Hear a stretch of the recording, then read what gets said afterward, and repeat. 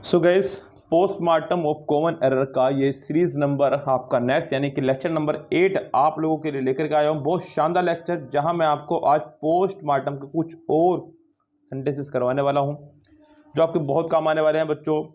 इस ट्रिक को आप समझ लीजिए बच्चों, यानी कि जो मेथड हम लोग आपको सिखाते हैं कि किस तरह से आपको एक एक वर्ड को तोड़ करके सीखना है और आपको चीज़ें आसान बनानी है। अगर आप लोगों ने ये चीज़ सीख ली तो डेफिनेटली आपके काम आएगी बच्चों। ज़िंदगी भर आप लोगों को कॉमन एरर से डरना या फिर डर लगना बंद हो जाएगा। तो बच्चे बोलते हैं ना कि हमने ग्रामर पढ़ लिया लेकिन अभी भी हम लोग कॉमन एरर फाइंड नहीं कर पा रहे हैं।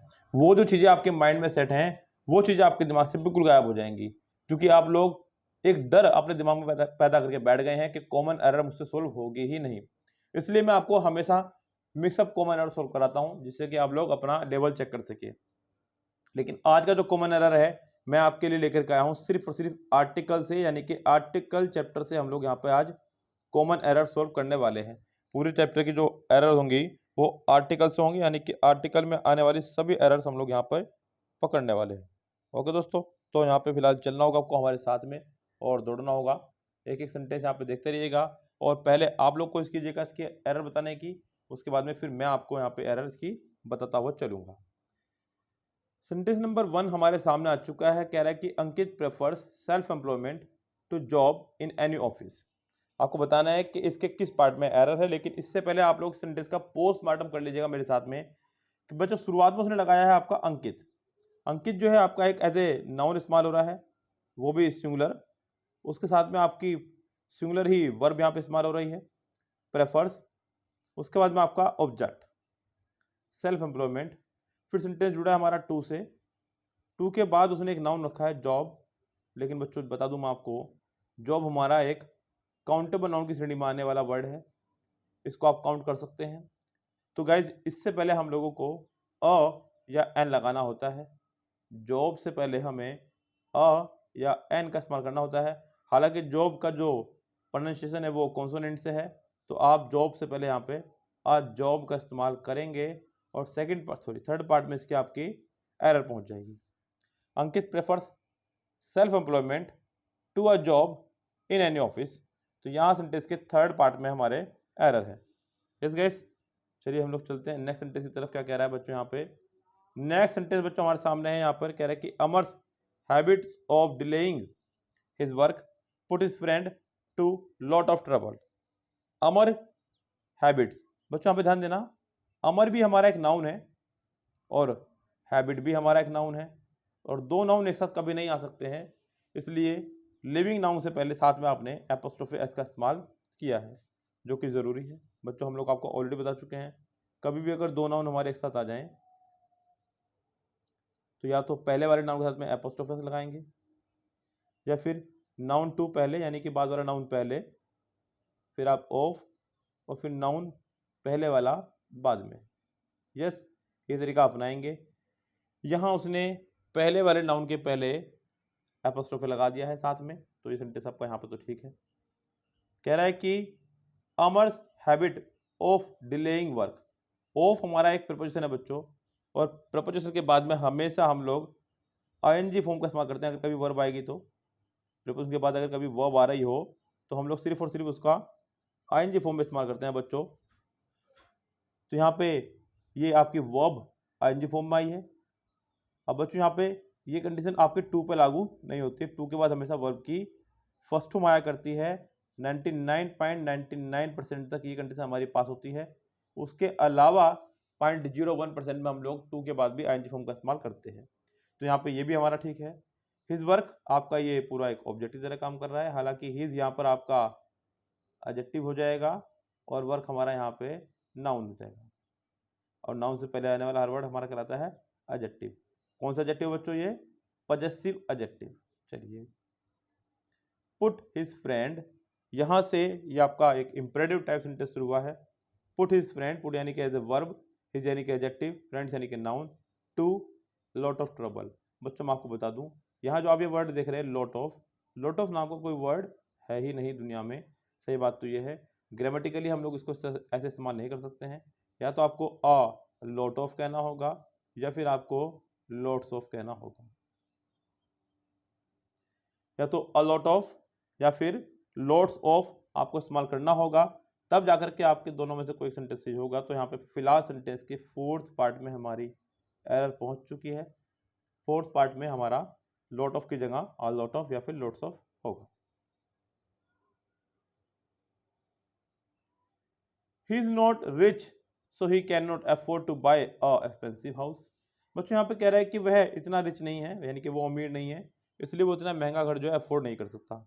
ही के साथ में इज आ रहा आपका, ये ठीक है। ही इज नोट आ गया है एज एडवर्ब, वर्ब के बाद आपका नोट आ रहा है, ठीक है। मुझे ध्यान देना, यहाँ पर हमेशा ध्यान रखना, अगर हेल्पिंग वर्ब से पहले आपको कभी भी लगाना हो तो आप लोग नोट का इस्तेमाल करते हैं, और अगर मेन वर्ब से पहले कभी लगाना हो तो नेवर का,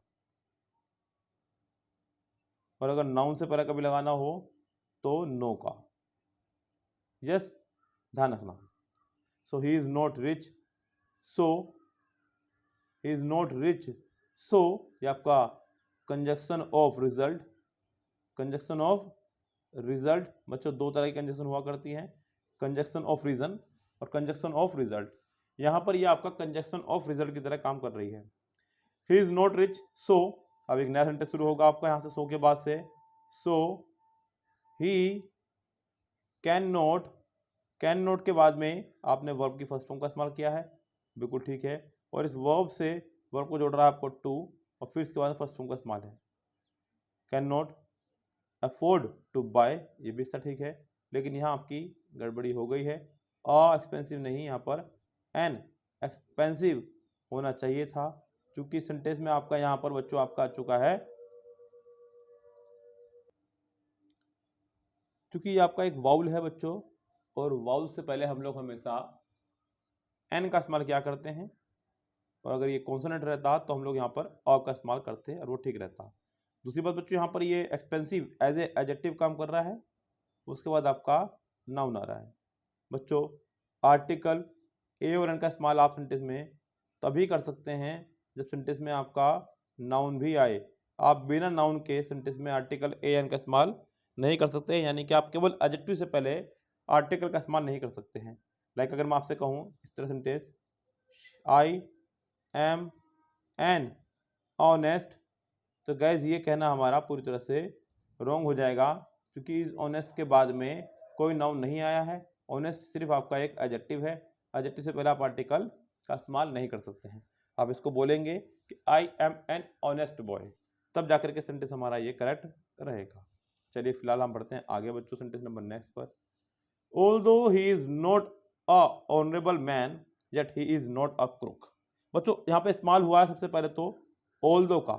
बच्चों ये जो ऑल्दो है हमारा, ऑल्दो, उसके बाद इसी का भाई आता है आपका दो, और इसी का एक और सहयोगी है वो है आपका इवन दो। इन तीनों का इस्तेमाल करते हैं हम लोग विरोधाभास के लिए, यानी कि कॉन्ट्राडिक्शन के लिए। और गाइस इनके साथ में हम लोग हमेशा फिक्स्ड कंजक्शन या तो येट का या फिर कोमे का ही इस्तेमाल करते हैं। इनका मतलब होता है बच्चों यद्यपि या हालांकि, और ये हमेशा सेंटेंस में तब इस्तेमाल होते हैं जब सेंटेंस में कोई विरोधाभास की भावना पैदा हो रही हो। लाइक अगर मैं आपसे कहूं कि although he is rich yet he is poor, हालांकि वह अमीर है लेकिन पुअर, सॉरी माफी चाहूंगा, yet although he is rich yet he is greedy, हालांकि वह अमीर है लेकिन है लालची।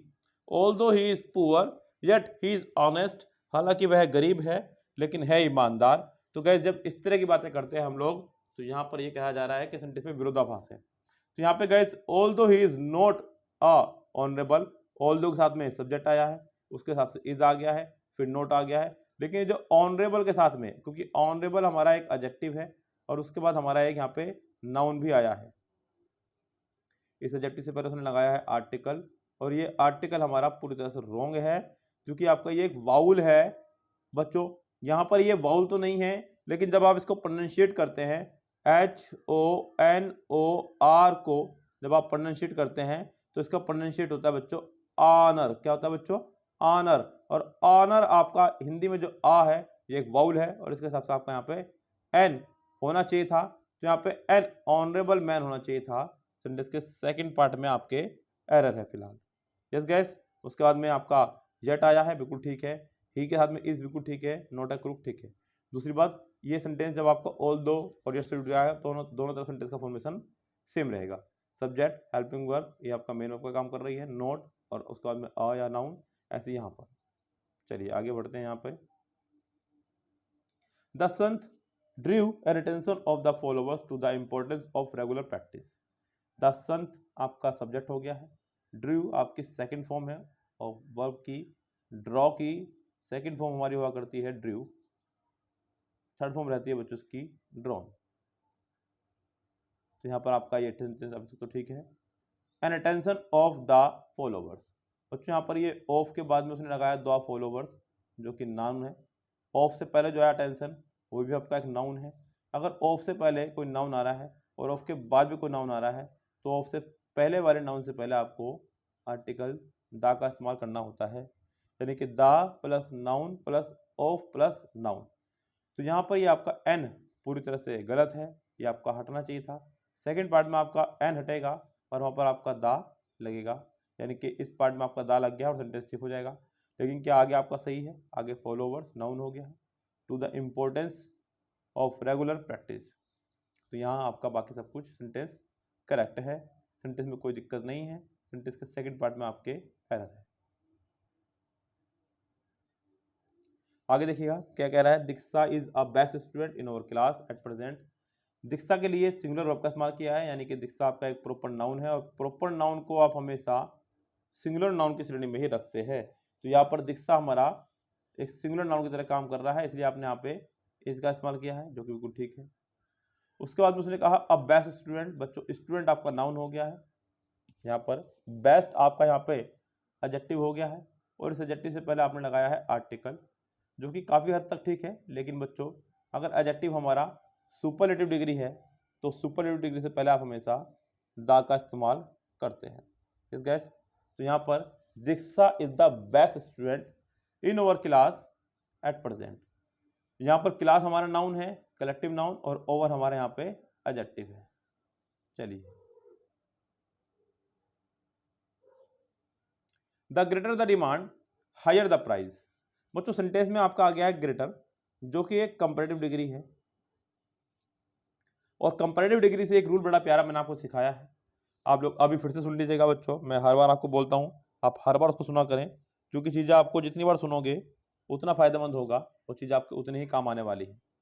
कंपैरेटिव डिग्री के बाद में अगर हमारा देन या टू ना हो, कंपैरेटिव डिग्री के बाद अगर देन या टू ना हो तो कंपैरेटिव डिग्री से पहले हम लोग दा का प्रयोग करते हैं। तो गैस यहाँ पर यही प्रॉब्लम आपकी आई है साथ में। गैस यहाँ पर कंपैरेटिव डिग्री के बाद में देन और टू नहीं है तो आपने दा का इस्तेमाल किया है, जो कि बिल्कुल करेक्ट है। यहाँ तो द ग्रेटर द डिमांड ठीक है, लेकिन यहाँ पर जो कंपैरेटिव डिग्री है, इस कंपैरेटिव डिग्री के बाद आपका देन नहीं है तो आपको उससे पहले दा का इस्तेमाल करना होगा। यहाँ पर सेंटेंस कुछ इस तरह ठीक होगा, the greater the demand the higher the price. Okay guys, तो सेंटेंस के थर्ड पार्ट में आपके एरर पहुंच चुकी है। So guys sentence number next देखिएगा, कह रहा है कि Rajasthan canal will be the longest canal in India. Rajasthan canal सबसे लॉन्गेस्ट कैनल होगी इंडिया की। गाइस यहाँ पे ये एक नदी का नाम है, यस पर्टिकुलर किया गया है, और कोई भी नाम जो कि पर्टिकुलराइज किया जाए यानी कि डेफिनेट किया जाए, उस नाम से पहले हम लोग हमेशा दा का इस्तेमाल किया करते हैं। पहली बात तो ये। दूसरी बात, अगर कोई सेंटेंस हमारा नॉन लिविंग से स्टार्ट हो तो हम लोग उससे पहले भी दा का इस्तेमाल किया करते हैं। तो यहाँ पर आपका द राजस्थान कैनल होना चाहिए था, जो कि यहाँ पर नहीं है, तो सेंटेंस के पहले ही पार्ट में आपके एरर पहुँच चुकी है। गैस पहला ही पार्ट आपका एरर है सेंटेंस में। आगे बढ़ते हैं बच्चों नेक्स्ट सेंटेंस पे, कह रहे हैं कि the honesty is the best policy. बच्चों ऑनेस्टी हमारा एक एब्स्ट्रैक्ट नाउन की तरह काम करता है। ऑनेस्टी जो है हमारा एब्स्ट्रैक्ट नाउन की तरह काम करता है, और एब्स्ट्रैक्ट नाउन के साथ में कभी भी किसी भी कंडीशन में हम लोग आर्टिकल का इस्तेमाल नहीं करते हैं। तो यहाँ पे ऑनेस्टी से पहले आपका दा का इस्तेमाल नहीं होगा। यस गाइस, यहाँ आपका ये ऑनेस्टी के साथ में दा का इस्तेमाल नहीं होगा। यस गाइस, क्योंकि आपका एक एब्स्ट्रैक्ट नाउन है तो इसके पहले ही पार्ट में आपके एरर हो जाएगी। लेकिन आगे आप लोग देख सकते हैं कि सेंटेंस में कुछ एरर तो नहीं है। हालांकि आगे सेंटेंस में कुछ पार्ट दिया ही नहीं गया है, क्योंकि एक नाउन दिया गया है, नाउन से पहले एक एडजेक्टिव दिया गया है, एडजेक्टिव से पहले आपका दा यहाँ पे लगाया गया है और सेंटेंस पूरा करेक्ट हो गया है। यस गाइस,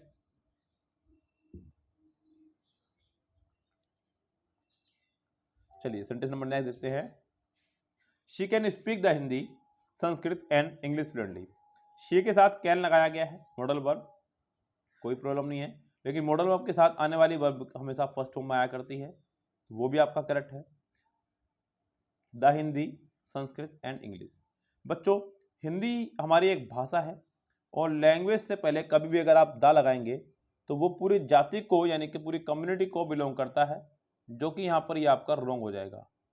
बच्चों, यहाँ पर अगर आप लोग द हिंदी कहेंगे तो द हिंदी का मतलब हो जाएगा हिंदुओं, जो कि एक रॉन्ग हो जाएगा। इस तरह से आप कभी भी इसका इस्तेमाल नहीं कर सकते हैं। किसी भी लैंग्वेज से पहले आप दा का इस्तेमाल कर रहे हैं तो आप उसके प्रॉपर मीनिंग को देखते हुए यहाँ पर दा का इस्तेमाल करें। अगर हम यहाँ पे दा हिंदी करेंगे तो हिंदुओं हो जाएगा, द संस्कृत करेंगे तो वो लोग जो सभी संस्कृत बोलते हैं, द इंग्लिश तो यानी कि वो लोग जो अंग्रेजी बोलते हैं यानी कि अंग्रेज लोग। इस गैस तो सेंटेंस के सेकंड पार्ट में आपके यहाँ पर एरर हो चुकी है। और गैस ये जो सभी सेंटेंस मैंने आपको कराई ये आपके आर्टिकल से थे, आर्टिकल से आपकी सारे के सारे ये एरर युक्त मैंने आपको सेंटेंस कराए हैं जिनमें एरर थी, और उम्मीद करता हूँ कि आपको ये समझ में आ गए होंगे। मिलते हैं कल आपके साथ में नेक्स्ट वीडियो में, तब तक के लिए हैव अ नाइस डे।